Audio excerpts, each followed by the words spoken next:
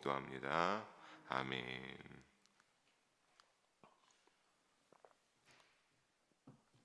네, 우리 예레미야를 계속 보고 있습니다. 우리 예레미야 오늘 19장 1절에서 15절 끝까지 보면서 하나님의 심판을 선포하라고 하신 예레미야 선지자의 하나님을 향한 명령을 우리가 이 시간 함께 살펴보도록 하겠습니다. 우리 앞선 예레미야 말씀을 함께 나눠봤습니다. 그 예레미야 말씀을 나누면서 볼 때 우리가 조금은 인상적인 부분은 어떤 것이었습니까? 하나님께서 예레미야 선지자를 통해서 토기장의 비유를 통해서 하나님이 이 세상을 또 모든 그러한 이스라엘을 다스리시는 하나님이 되신다라고 하는 것을 우리가 알 수 있었습니다. 그리고 오늘 본문에서는 또 한 가지가 나오게 되죠. 오늘은 토기장이가 나오는데 이번에는 그 토기장이 어떠한 비유를 통하여서 하나님의 만듦과 힘이 있는 권능을 다스리시는 것이 아니라 토기장의 옹기라고 하는 것, 토기장이가 만드는 그 그릇을 이제 등장함으로써 세상과 이스라엘이 이 하나님의 손에 있다라고 하는 것을 하나님께서 말씀하십니다. 오늘은 그래서 거기에서 이어지면서 이제 그 권능의 하나님께서 토기장의 하나님께서 옹기가 등장하고 옹기를 통하여서 어떻게 하시는지 하나님께서 말씀하시기 시작합니다. 우리 1절과 2절 함께 2절 다시 읽어보도록 합니다. 여호와께서 이와 같이 말씀하시되 가서 토기장이의 옹기를 사고 백성의 어른들과 제사장의 어른 몇 사람과 하시듬은 어귀 곁에 있는 흰놈의 아들의 골짜기로 가서 거기에서 내가 내게 이른 말을 선포하며 아멘. 1절과 2절을 보니까 하나님이 예레미야 선지자에게 토기장이가 만든 옹기를 예레미야 선지자야 너가 가서 그 옹기를 사라라고 말씀하십니다. 여기서 등장하는 토기장이가 우리가 이전에 하나님께서 예레미야 선지자에게 너 거기 토기장이의 집에 가서 그 토기장이를 만나봐라 라고 했던 그 토기장이와 동일한 토기장인지는 알 수 없습니다.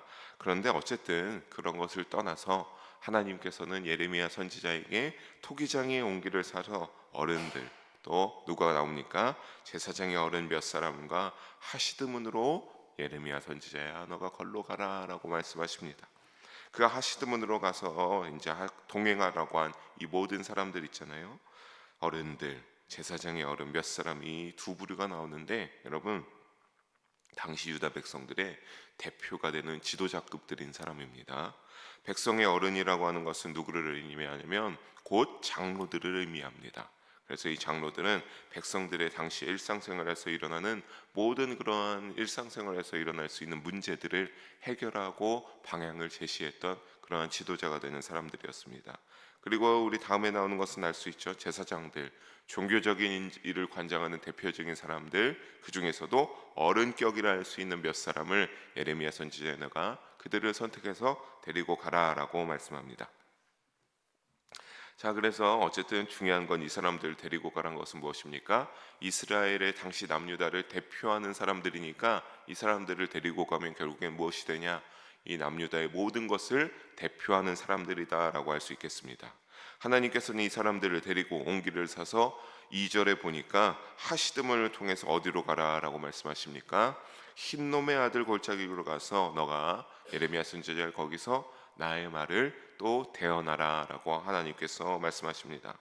여러분 이 하시드문이라고 하는 것은 옹기조각문이라고 하는 뜻을 가지고 있고 여기를 지나서 이 근처에 흰놈의 아들의 골짜기가 있었습니다.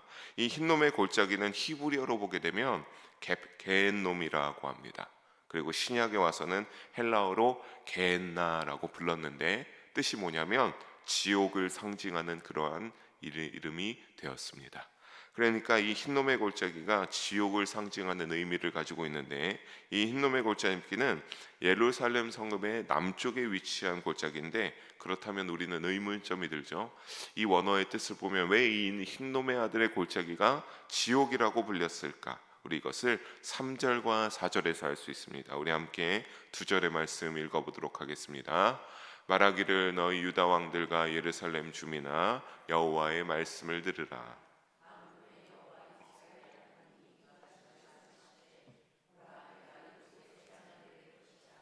그것을 듣는 모든 자의 귀가 떨리니 이는 그들이 나를 버리고 이것을 불결하게 하며 이곳에서 자기와 자기 조상들과 유다 왕들이 알지 못하던 다른 신들에게 분향하며 무지한 자의 피로 이것에 채웠음이며. 아멘.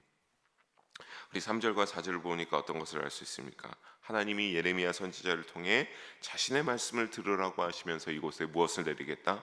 재앙을 내린다라고 하는 본격적인 심판의 메시지를 전하십니다.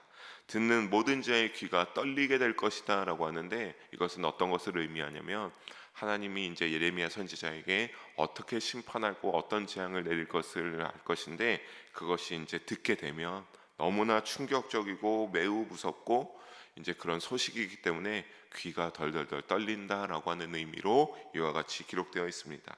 하나님은 그러면서 그 지옥이라 불리는 흰놈의 골짜기에서, 문제는 뭐냐?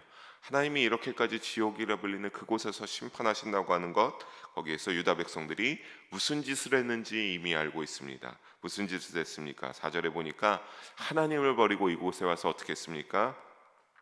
불결한 행위들을 저질렀는데, 그 불결한 행위들은 무엇입니까? 바로 다른 신들, 우상에게 분향하며 무지한 자의 피로 이 골짜기를 가득 채우는 그러한 행위를 행했기 때문입니다. 그래서 하나님이 너무나 화가 나시고 그들에게 재앙을 내리겠다라고 하시는 것이죠. 여러분, 여기에서 이 무지한 자라고 하는 것은 누구냐면 당시의 어린 자녀들을 의미합니다. 그러니까 이 흰놈의 아들의 골짜기가 어린 아이들, 자녀들의 피로 가득 채워졌다라고 하는 것을 우리가 알 수 있습니다. 그러면 그 어린 자녀들에게 어찌했느냐? 5절에 나오고 있습니다. 5절에 보게 되면 어떻게 나오고 있죠? 유다 백성들이 바알 신들을 위하여서 그 흰놈의 아들 골짜기에 우상을 숭배할 수 있는 산당, 예배를, 제사를 드릴 수 있는 처소입니다. 이 산당을 짓고 어떻게 했습니까? 거기에서 어린 자녀들을 산채로 불에 태워서 바알에게 제물로 우상을 숭배하고 그렇게 우상에게 절하고 제사를 드리는 장소였다라고 하는 겁니다. 여러분, 여기에서 이 산당을 우리가 이후에 1절부터 15절 보게 되면 도베시의 골짜기 후반에 나오는 것도 있죠. 그러니까 이 산당의 이름을 도베시라고 하는데 침뱉음이라는 원어의 뜻을 가지고 있습니다. 그러니까 침을 뱉을 정도로 굉장히 더러운 산당이다라고 하는 그러한 의미를 가지고 있습니다. 참으로 그러니까 이 흰놈의 아들의 골짜기가 너무나 그 부지한 어린 자녀들의 피로 얼룩져 있고 오염되어 있었다라고 하는 겁니다. 그래서 하나님이 이를 알고 6절에 뭐라고 하십니까? 다시는 흰놈의 아들의 골짜기라고 불리지 않게 하겠다. 그러면서 이제는 어떤 골짜기? 죽임의 골짜기라 부르는 날이 올 것이다라고 하나님이 예언하고 계십니다. 이는 그 골짜기가 죽임의 이제 골짜기가 될 거예요. 죽음의 골짜기가 아닙니다. 죽임의 골짜기가 될 것이다라고 말씀하십니다. 이것은 어떤 것을 암시하냐면 이 골짜기가 유다 백성들의 모든 시체가 가득하게 될 것을 암시합니다. 하나님이 그렇게 하시는 것들은 무엇 때문에 그렇습니까? 우리가 이전에 봤던 대로 어떤 죄를 저질렀기 때문에, 그 가운데 바알 신을 위한 산당과 우상을 숭배하면서 죄 없는 어린 자녀들을 다 잡아와서 죽여서 그들을 불태우고 피를 흘렸기 때문입니다. 하나님이 얼마나 화가 나셨겠습니까? 하나님이 기뻐하시지 않는 일들을 이렇게 저질렀기 때문에 그 죄악에 따른 심판의 결과를 이제 하나님이 아신다라고 합니다. 그래서 그 심판의 결과가 어떠한지 하나님이 이어서 말씀하기 시작합니다. 우리 7절에서 9절까지 세 절의 말씀 함께 읽어보도록 합니다.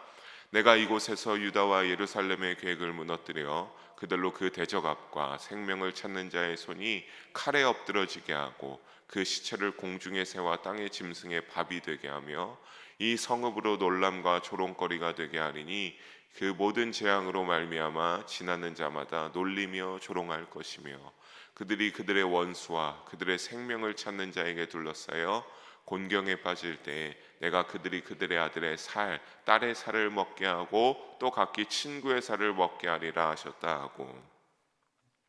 여러분, 이 말씀대로 보면 너무나 무서운 일들이죠.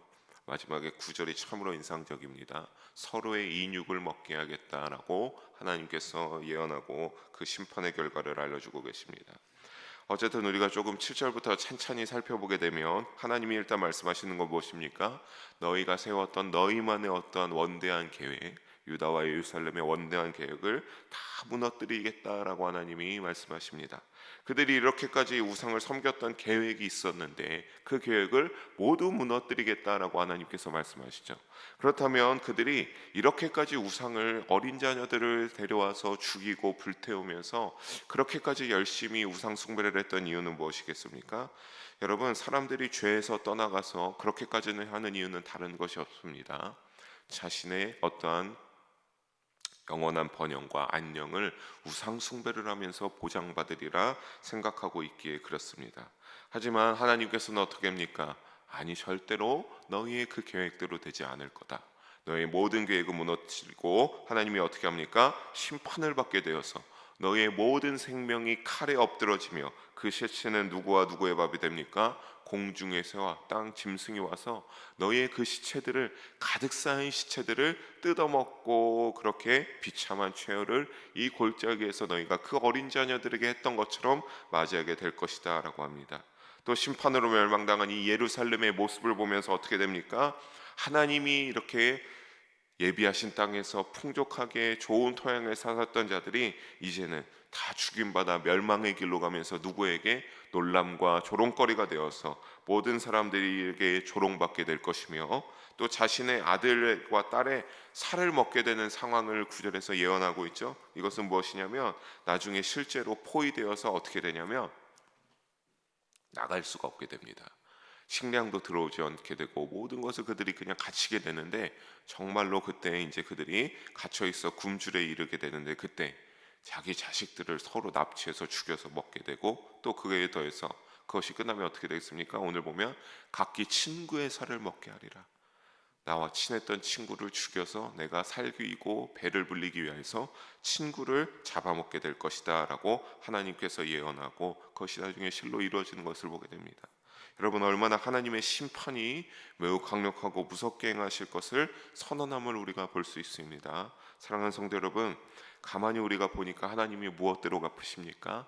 죄악의 행위대로 그대로 갚으시는 줄 잊지 마시기 바랍니다.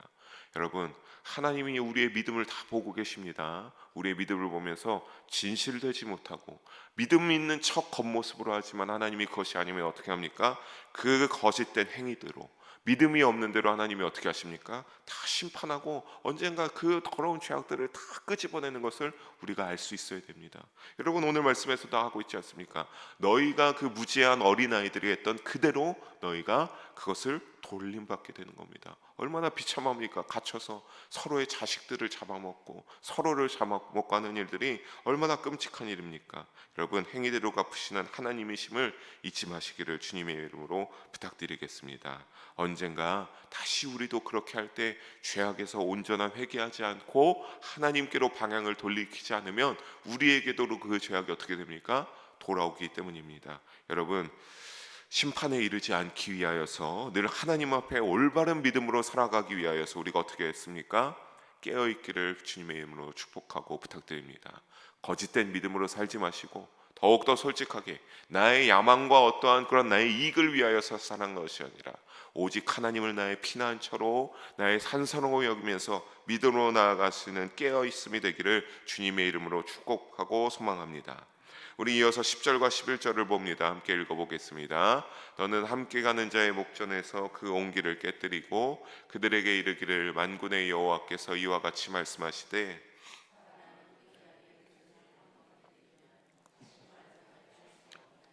의와 같이 내가 이 백성과 이 성읍을 무너뜨리리니 도벳에 매장할 자리가 없을 만큼 매장하리라. 아멘. 여러분, 아까 말씀드렸습니다. 여기에서 말하는 도벳은 무엇입니까? 그 골짜기에 만들어진 산당입니다. 이 도벳의 골짜기라고도 이제 여기서 보면 나오는데, 어쨌든 그 흰놈의 아들의 골짜기를 말하는 겁니다. 거기에서 이제 어떻게 될 것이다 라고 하니까 하나님이 뭐라고 합니까? 하나님이 함께 갔던 유다의 대표가 되게 되는 사람들 앞에서 무엇을 깨트리라? 온기를 깨트려 버리라 라고 합니다. 예레미야 선지자에게. 그러면서 말하기를 무엇입니까? 사람은 토기장의 그릇을 깨트리면 다시 돌이키는 기술이 있습니까? 없습니까? 다시 돌이키는 기술이 없습니다. 깨지면은 토기장에게 가서 고쳐달라고 하거나 우리가 흔히 하는 것들 깨지면 버릴 수밖에 없죠. 그런 것처럼 사람에게는 그것을 다시 돌이킬 수 있는 능력이 없어요. 즉 다시 회복될 수 없는 그 항아리 조각처럼, 옹기 조각처럼 완전한 파멸에 이르는 심판이 일어날 것이고, 사람이 되돌릴 수가 없는 것처럼 그 심판은 어떻게 한다? 이 무서운 심판들은 반드시 절대로 철회되지 않고 일어날 것이다 라고 하나님께서 말합니다. 그 심판의 결과는 어떠합니까? 그 심판에 따라 매장할 자리가 없을 만큼 그 골짜기가 어떻게 유다 백성들의 실체가 질비하게 넘쳐서 도벳산당에 있던 이 골짜기에 자리가 더, 이 골짜기가 가득 시체로 차서 더 시체를 갖다 놓을 수 없을 만큼 가득 매장될 것이다 라고 하나님께서 말씀하고 있습니다. 또 12절에 보면 그래서 어떡합니까?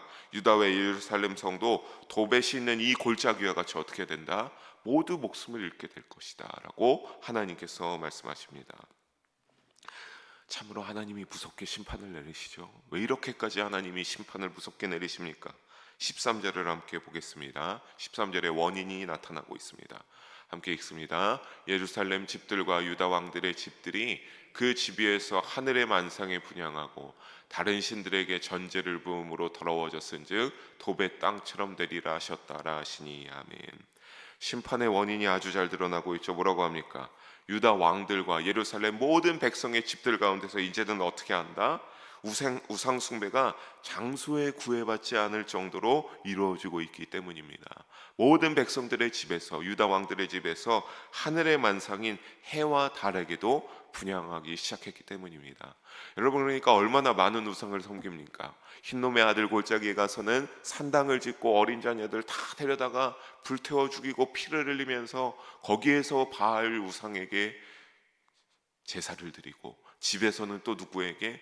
모든 집에서도 우상을 섬길 수 있도록 하늘의 달과 별에게 우상을 섬기면서 그들에게 엎드려 절하고 제사를 드리기 시작했다라고 하는 겁니다.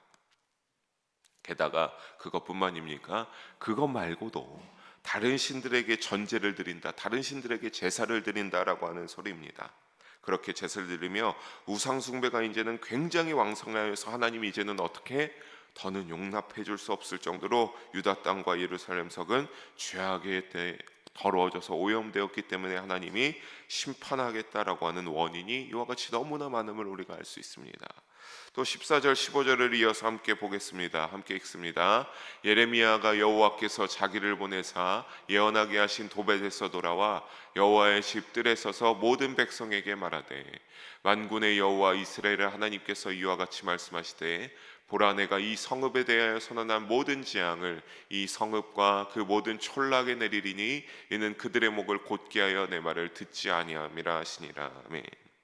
흰놈의 아들 골짜기에서 하나님의 말씀을 대언한 것들을 쭉 살펴봤죠. 이것을 이제 14절에 어떻게 하라고 하는 겁니까? 예레미야 선지자야, 너가 이제 예루살렘 성 거기에 성전에 가서 모든 백성에게 똑같이 다르지 않게 이것을 선포하라라고 그렇게 말합니다. 여호와의 집들, 즉 성전에 서서 모든 백성에게 이 내용을 선포하라라고 하나님께서 예레미야 선지자에게 말씀하십니다. 골짜기에서 선포했던 말씀을 그대로 전하면서 예레미야 선지자가 어떻게 했습니까? 너에게 재앙이 임할 것이다. 그 재앙은 돌이킬 수 없고, 너희가 했던 그 모든 그런 우상 숭배의 죄악들, 무지한 어린 자녀들을 잡아다가 피 흘리고 태워 죽였던 제 그것에 따라 너희 그 저 흰놈의 골짜기에 너희의 시체가 질비하게 차고 넘칠 거다라고 그렇게 성전에서 이스라엘 백성들에게 대언했겠죠. 여러분, 얼마나 기분이 좋았겠습니까? 참으로 하기 싫죠. 또 이스라엘 유다 백성들이 어떻게 했습니까? 그거 들을 때마다 예레미야 선지자를 아주 죽이고 싶어서 안달이 났었습니다. 너무나 듣기 싫은 소리를 하니까. 그렇지만 여러분, 중요한 건 뭡니까? 예레미야 선지자는 그대로 했습니다. 가서 하나님이 이렇게 하라고 하시는 대로 하나도 빠짐없이 그대로 순종하여서 하나님의 말씀을 대언하고 선포했습니다. 그러면서 온기가 깨지는 것처럼 누구도 예외 없이 유다의 성읍과 모든 촌락에 재앙이 내릴 것이다 라고 그대로 선포했습니다. 그런데 문제는 뭡니까? 그들의 목이 어떻게 했다? 너무나 고자서 들을 줄을 몰랐다라고 하는 겁니다. 여러분, 그들의 목이 고잤다는 건 뭐냐면 너무나 교만하고 자만했다라고 하는 겁니다. 너무나 잘나서, 너무나 자기가 맞는 말만 하니까 우리 자신의 말이 틀리지 않았다라고 하면서 교만하고 목이 고자서 예레미야 선지자의 말을 듣지 않았습니다. 여러분, 하지만 전혀 회개의 징후도 있지 않았지만 언젠가 여러분 알아야 될 거, 그 목이 꺾어지는 때가 올 때 이것처럼 어떻게 합니까? 굉장히 무섭게 하나님이 그 목을 거꾸로 들여서서 어떻게든 만약에 그 조금의 그 1단계와 10단계까지 인다고 한다면, 뭐 3단계부터 해서 이렇게 했을 때 한다면 가감없이 10단계까지 해서 그를 결국에는 그때까지 되면 하나님이 오늘 말씀과 같이 죄에 따라 심판하시는 것이죠. 사랑하는 성도 여러분, 말씀을 정리합니다. 결국에 이것을 예언했던 대로 나중에 어떻게 되면 예레미야서를 쭉 보게 되면 바벨론의 침략으로 이 예언 모든 것들이 성취됩니다. 여러분, 예레미야 선지자는 참으로 힘들었을 것입니다. 오늘 본문의 내용 얼마나 무서운 심판입니까? 모두가 목숨을 잃어버릴 것이다, 너희가 죽게 될 것이다 라고 말하고 있는 모든 그러한 하나님의 말씀들 너무나 힘들지 않았습니까? 하지만 잘못 만들어진 옹기가 부서짐을 당하듯이 죄의 결과가 그러함을 우리가 잊지 마시기를 주님의 이름으로 부탁드리겠습니다. 또 그런 중에도 우리가 잊지 말아야 될 건 무엇입니까? 하나님이 늘 예레미야 선지자와 같은 사람을 들어 쓰셔서 하나님의 말씀을 대언한다라고 하는 사실입니다. 오늘 이 땅에도 동일하죠. 하나님이 택해서 쓰는 주의 종들 목사님을 통하여서 하나님의 말씀을, 하나님의 진리를 대언하게 하는 때가 있습니다. 여러분, 그럴 때 우리가 감사할 것, 우리 여러분 한 분도 빠짐없이 믿음으로 깨진 옹기의 대열에 합류하지 마시기를 바랍니다. 은혜의 대열 가운데 믿음으로 살아가시고, 우리가 그때마다 그 은혜의 대열 가운데 하나님의 구원의 축복이 우리에게 있음을 감사하시면서 선포되는 심판이 있을지라도 그 은혜와 하나님을 믿는 믿음에서 떠나지 않아서 반드시 구원의 축복을 누려서 우리가 어떻게 해야 되겠습니까? 하나님의 심판을 선포하는 가운데서 내 사랑하는 자는 제외시켜라라고 하는 그 축복을 누리시기를, 믿음의 완성을 이루시기를 주님의 이름으로 간절히 소망하며 축복합니다. 기도하시겠습니다. 사랑의 하나님 아버지, 귀한 말씀 나누게 하심을 감사합니다. 아버지, 모든 말씀 가운데 전하게 하심을 하나님께 영광 올려드리며 감사합니다. 오늘의 말씀과 같이 우리의 믿음을 더욱더 굳건하게 성령 충만하게 역사하여 주시옵소서. 그래서 하나님을 믿는 믿음으로 우리가 열심으로 온전한 믿음을 향하여서 나아가서 우리의 믿음이 하나님 앞에 인정받고 우리가 구원의 대열에서 벗어나 깨진 옹기의 대열에 들어가지 않게 성령으로 인도하여 주시옵소서. 감사드리며 사랑이 많으신 우리 주 예수님의 이름으로 기도합니다.